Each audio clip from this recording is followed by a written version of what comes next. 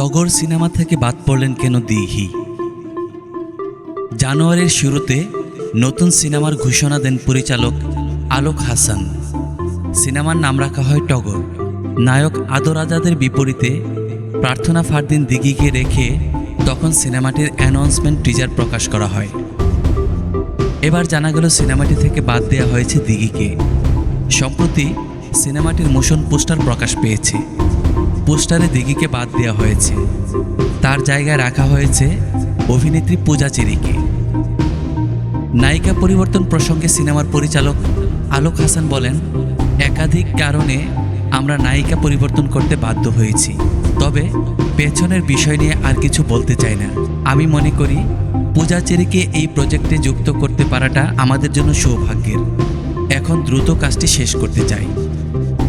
পূজা cherry বলেন, আলোক আজাদ ও আদর আজাদের সঙ্গে এর আগেও আমার কাজ হয়েছে।